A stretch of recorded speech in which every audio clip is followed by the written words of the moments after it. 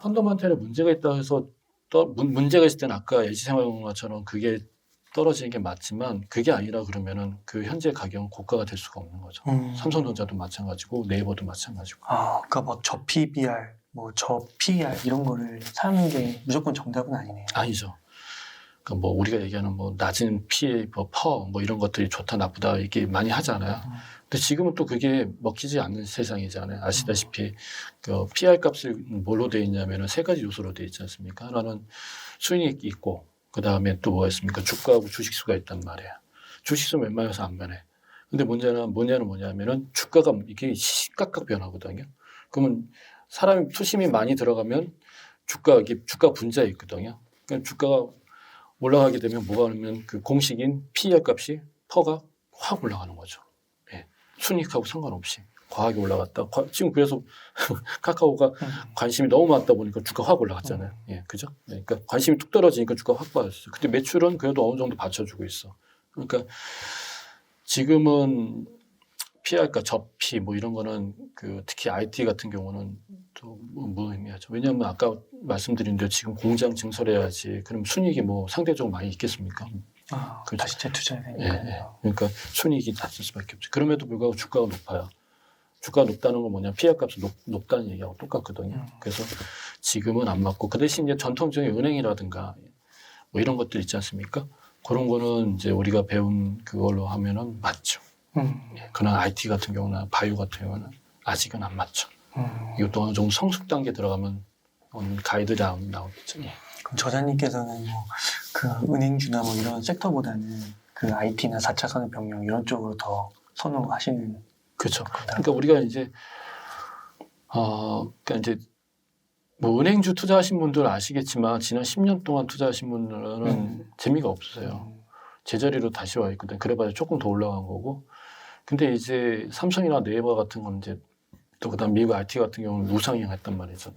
그러니까 투자자 입장에서는 항상 지속적인 게 중요한 게 아니라 성장을 같이 동반해야 돼요. 이 성장은 뭐냐? 우리 수익률이거든요. 지속적인 거는 사실은 우리하고 전혀 우리하고 상관없어요. 네, 걔네는 대주주들이 좋은 거지. 배당 많이 받으니까. 우리는 이걸 원하는 거잖아요. 그렇지 않습니까? 또 포지션이 그게 다른 거구나. 예. 그래서 은행 같은 거 투자하라고 그러는데 그거는 어떤 의미로 투자하셔야 되냐면은 걔는 은행 같은 경우는 주가 10년짜리 차트 보시면 이렇게 올라갔다 내려갔다 하거든요. 이건 뭐냐면은 얘 업황이 이래서 이렇게 가는 거예요. 근데 삼성전자 이렇게 가잖아요. 근데 이건 업황을 떠나서 얘는 업황이 아주 길거나 아니면은 그 성장성이 계속해서 유지되어 있기 때문에 올라가는 거거든요. 그래서 우리가 은행이라든가 아니면 이런 기업들 보실 때 흔히 해서 전통적인 가치주라고 얘기하잖아요. 이런 거 배당 높은 것들 이런 거 보실 때는 은퇴자분들? 그렇죠. 10년짜리를 보시면 안 돼요. 10년을 보고 투자하시면 안 돼요. 그러니까 몇십 년 전에 은행 투자하신 분들은 성공적이지만 우리 지금 현재 은행 같은 거 투자하신 분들은 그 사이클을 보고 투자하셔야 되지 않을까 싶습니다. 그러면은 지금 그 성장하는 우상향하는 그런 기업들에 투자를 한다고 하면은요, 이게 매도 타이밍이라는 게 사실 잘 안 나올 것 같거든요.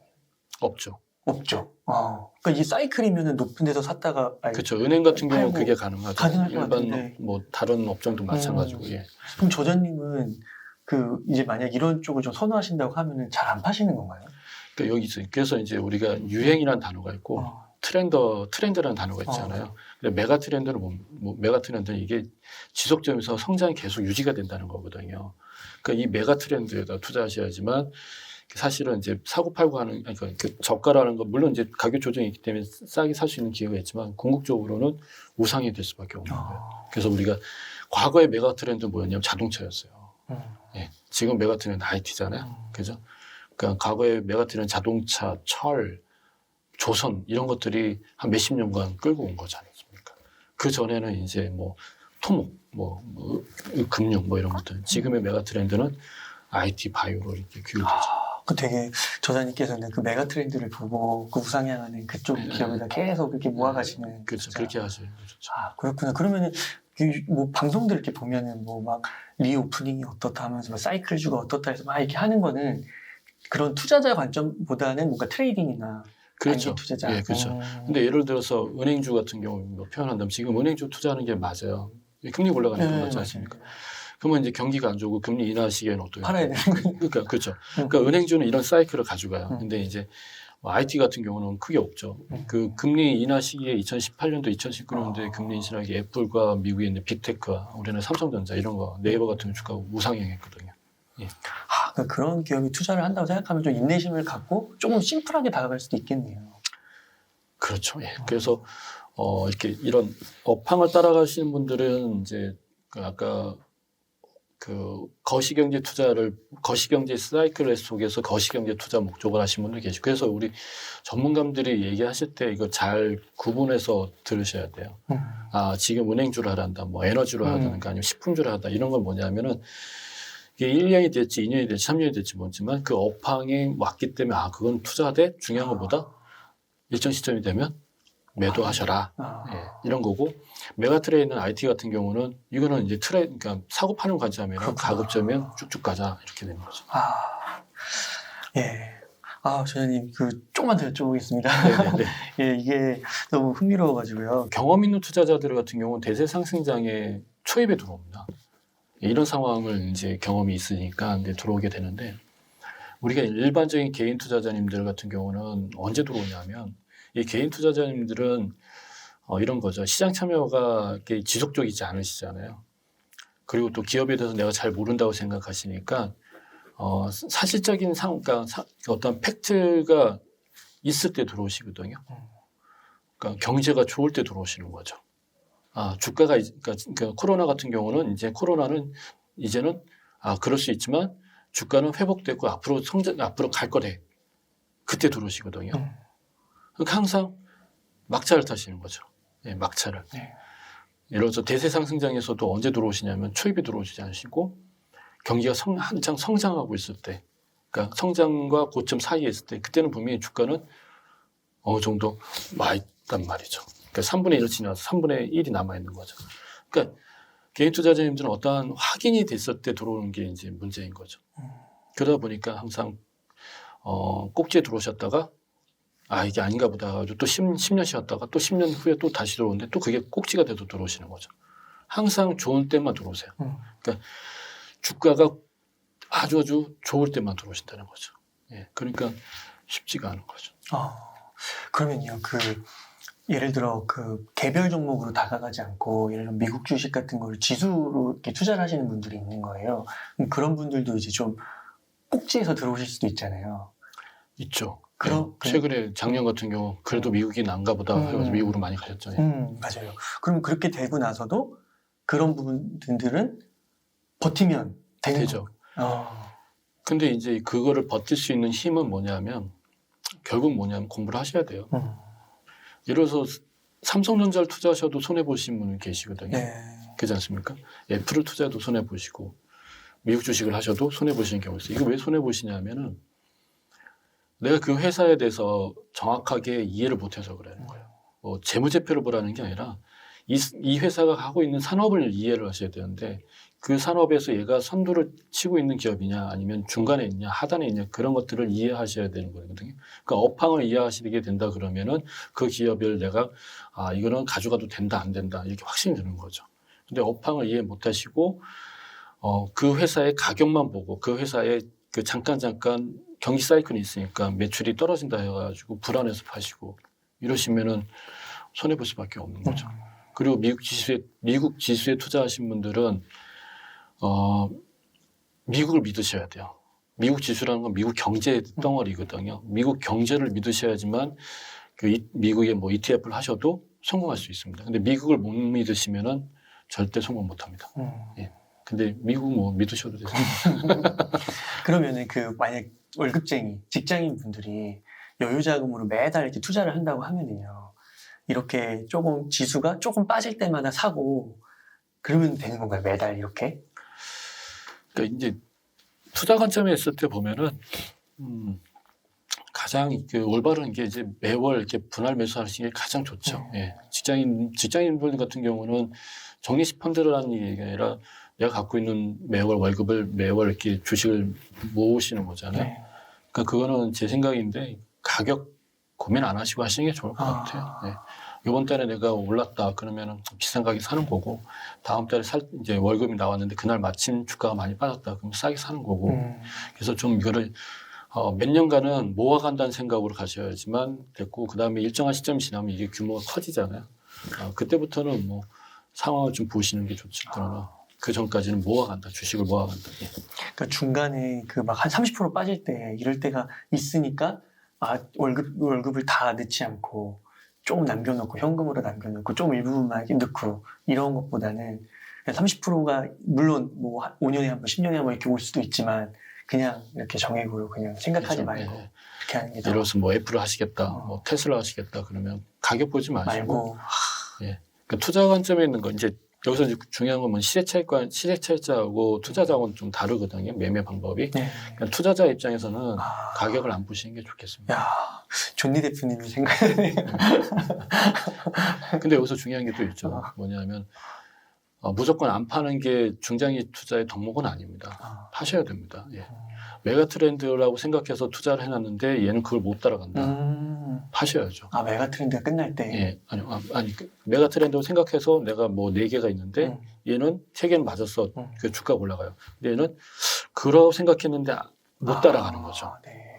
그러니까 예를 들어 이런 거죠. 우리 PD님이 편의점이 4개가 있어요. 네. 너무 잘 돼. 중간, 보통. 얘는 너무 안 돼. 뭐 이거 어떻게 하시겠어요? 접어야 되는 거. 그렇죠. 예. 네. 반등을 다시 막 기도하는 건 아니고. 그게 아니죠. 이건 여기 잘 되는 걸 여기다가 돈 투자하면 밑빠진 것도 보이죠. 그러면 안 되죠. 얘는 팔고, 이제 제대로 된 메가 트렌드가 뭔지, 또 앞으로 성장할 기업이 뭔지, 거기다 투자하시는 게 훨씬 낫죠. 예. 오래 갖고 있는 게 중요한 건 아닙니다. 그러면 또 책에서 그 차트 분석과 재무제표 분석으로 돈을 번 사람이 들어본 적이 없다. 제가 좀 과하게 극단적으로 표현한 건데요. 네. 사실은 이제 버신 분도 있죠. 왜 없겠습니까? 시세차익자, 저도 뭐 시세차익을 단기 매매 하는 사람인데 저도 차트 보고 재무 분석하고 하는 거거든요. 버시는 사람도 있습니다.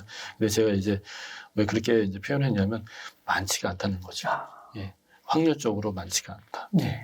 그리고 너무 그쪽에 맹신을 하시게 된다 그러면은 지금 같은 상황에서 보면은 주가가 떨어지니 이게 예를 들어서 뭐 좋은 기업이에요. 주가가 떨어지니 이때 팔고 다시 사야지 이런 식의 어떤 그런 게 되거든요. 그러니까 투자자 입장에서, 그러니까 시대차익자 입장에서는 차트라든가 재무 분석을 가지고 하시면은 분명히 승률은 높아요. 근데 투자자 입장에서는 차트나 재무 분석을 가지고 하시게 되면 승률이 굉장히 떨어져요. 왜냐하면 그 시점이 내가 맞다고 차트상으로 그게 맞다는 판단이 뭐냐면 그때가 오히려 올라가는 경우도 많거든요. 왜냐하면 매수세가 항상 좋은 기업들은 매수세가 끊임없이 포진되어 있기 때문에 차트하고 재무 분석이 맞지 않을 때가 많아요. 또 깊게 하는 것보다 얇고 넓게 하는 습관, 이건 어떤 의미예요? 이거는 뭐 제가 얘기를 한 것보다는 많은 그 책에도 많이 나오거든요. 뭐 워렌 버핏이라든가 찰리 머그라든가 그 유명한 앙드레 코스타님도 마찬가지인데, 그러니까 이거 우리가 뭐냐면 A란 기업에 대해서 이렇게 깊게 하시면 전문가가 되시면 안 돼요. 아까 말씀드렸잖아요. 편의점 4개가 있는데 요거를 정리를 못하는 이유가, 적자나 정리를 못하는 이유가 뭐냐면 주변에 앞으로 뭐가 생길 것 같아. 막연한 거잖아요. 언제 생길지 모르는데요. 그럼 계속 밑빠진 물도 깨고 손해보고 있는 거잖아요. 그러니까 이런 식으로 너무 깊게 알고 그게 되면 막연하게 그게 희망 고문이 되는 거죠. 그래서 우리가 얘기하는 뭐 존버, 그죠? 단기 매매나 뭐 어쨌든 물렸는데 본의 아니게 오랫동안 들고 가시는 경우 있지 않습니까? 그러면 안 된다는 거죠. 그게 왜 그러냐면은 원금 회복에 대한 것도 있지만은 원금 회복에 대한 어떠한 심리가 작용이 되니까 뭐냐면 그 기업을 계속 봅니다. 네. 그러면 긍정적인 것만 자꾸만 찾게 돼요. 그거 못 버려요. 그런 의미에서. 예. 그리고 이제 주식은 이제 좀 얇고 넓게 보실 줄 아셔야지 세상을 좀 이렇게 보셔야지 이게 메가 트렌드구나, 이게 트렌드구나 이렇게 좀 잡아나갈 수 있죠. 그래서 입체적 사고라고 얘기를 하더라고요. 입체적 사고. 입체적. 가장 중요한 거는 이제 이거 같아요. 뭐냐면 모든 자산 시장에는 그 각 트렌이 다 다르거든요. 부동산도 뭐 땅, 경매, 아파트, 오피스텔 다 또 분양권 많지 않습니까? 네. 주시장도 되게 다양하거든요. 그러니까 이제 크게 보면은 저는 이렇게 아까 전에 중간중간 말씀드렸지만 투자 관점에서 봐야 될 투자 관점에서의 영역이 있고 시세차익자 영역이 있어요. 네. 그러니까 투자 관점에서는 투자 관점대로 하셔야 되고 시세차익 관점에서는 시세차익 관점대로 나눠서 하셔야 되거든요. 좀 구분을 해야 된다 그러면 투자 관점에 있는 것들은 아까 말씀드린 대로 세상을 경제를 주도하고 있는 메가 트렌드에 해당되는 대기업들 또는 각 현재 시가총액 탑10들이 되겠죠. 그런 게 될 거고 얘네들은 그냥 홀딩입니다. 홀딩. 네. 가급적이면 쌀 때 사면 좋은데 예. 그리고 이쪽 같은 경우는 뭐냐면은 이런 거죠. 극단적으로 작정주도 상관없습니다. 테마주의로. 그렇죠. 테마주, 급등주. 내가 들어가서 이익만 내면 되는 거야. 별 손해보면 되고. 그렇죠. 그리고 이쪽에는 뭐가 있냐면 또 실적주도 있어요. 실적주. 근데 여기 들어가는, 여기 투자 관점에 있는 거는 실적주라고 안 합니다. 왜냐하면 워낙 매출이 많기 때문에 얘는 독과점 기업들이거든요. 이런 독과점 기업들은 주가가 떨어지면 저가 매수세가 상시 대기하고 있어요. 외국 기관 투자자, 국내 기관 투자자, 우리 개인 투자자들이. 근데 얘네들 같은 경우는 급등주나 실적주나 이런 것들은 뭐냐면은 실적주라는 거는 독과점 기업 실적주가 아니잖아요. 그죠? 근데 실적주라는 건 뭐냐면 없던 게 생기거나 아니면 적은 게 많이 생겼기 때문에 우리 투자자님들이 저건 실적주라고 들어가보자. 그럼 주가가 올라갈 거야. 이렇게 하잖아요. 그러니까 이런 것들은 뭐냐면 결과적으로 뭐냐면 올라갔다. 그러면 팔아야 되는 거예요. 네. 한 예로. 예. 그래서 투자는 투자 관점에 있는 거는 투자 관점대로 하셔야 되고 시세차익 관점은 시세차익 관점을 해야지 이거를 혼재해서 쓰시면 절대 안 됩니다. 이게 지금 정말 제가 딱 방송이 너무 좋은 게, 그러니까 방송을 이렇게 보면은 이게 헷갈리는 것 같아요. 그렇죠. 네, 이게 너무 혼재돼가지고 막 들어오니까 이것도 좋은 것 같고 저것도 좋은 것 같고. 네. 근데 그게 이제 갈라야 되는 거거든요. 근데 제가 이런 얘기도 해드려요. 뭐냐면 주식시장에는 종목이 있습니까? 라고 제가 여쭤보거든요. 네. 있습니까? 종목이요? 네. 있지 않나요? 없죠. 주식시장에 어떻게 종목이 있어요? 주식시장에는 주식회사가 많잖아요. 네. 기업이잖아요. 기업. 본질이 있죠. 본질. 그럼 본질로 본다면 투자죠. 그래서 우리가 뭐 유명하신 전문가님들이나 우리 고수님들이 얘기하시는 거는 자꾸만 투자라는 걸 보호기 맞춘 거예요. 근데 이쪽은 뭐냐면 종목이에요. 막말 우리가 그 기업에 좋아서 하는 게 아니라 수익을 때문에 하는 건 맞지 않습니까? 엄밀히 따지면. 그러니까 여기는 종목답게 종목을 해야 돼요. 그렇기 때문에 얘는 사고 파는 거를 능수하게 잘하신 분들이 이기겠죠. 근데 이쪽 같은 경우는 사고 파는 문제가 아니에요. 이거는. 네. 네. 제 책을 좀 보고 싶으신 분들은 이제 이런 분들한테 유익할 것 같습니다. 뭐냐면 주식 경험이 좀 오래되신 분들 있잖아요. 그런 분들한테 좀 정리를 할 수 있다라는 게 좋고, 또 하나는 뭐냐면 이 상황을 이해하고 싶으신 분들. 예, 이 상황을 내가 너무 어려운데 이 상황을 어떻게 봐야 되고 다음 넥스트는 뭐가 있을까 이런 것들을 꼭 알고 싶으신 분들은 좀 도움이 되실 것 같습니다. 예. 네. 끝으로 뭐 한번 하고 싶으신 말씀 부탁드립니다. 지금 주식시장이 되게 변동성이 심하거든요. 네. 심하니까 지금은 투자 관점에 계신 분들은 버티시면은 더 좋은 시간이 올 것 같고, 올해는 좀 변동성이 좀 있으실 겁니다. 그래서 투자의 본질로 접근하셔야지 수익률로 접근하시면 많이 힘드실 거예요. 불편하실 거고. 그리고 그 과실은 올해 하반기나 뭐 내년 상반기에 그 과실을 따신다 생각하시면 좋고, 그 다음에 이제 시세차익자들, 이제 단기 매매하신 분들은 정말로 잘 하시면 좋을 것 같고요. 가급적 물타기는 안 하셨으면 좋겠습니다. 이상입니다. 네. 저자님 오늘 주옥과 같은 말씀 너무 감사드립니다. 이렇게 해서 주식 투자와 머니 사이클을 쓰신 안동훈 저자님을 모시고 이야기를 나눠봤습니다. 긴 시간 동안 정말 유익한 인사이트 많이 나눠주셔서 감사의 말씀드립니다. 오늘 고생 많으셨습니다. 네, 고맙습니다.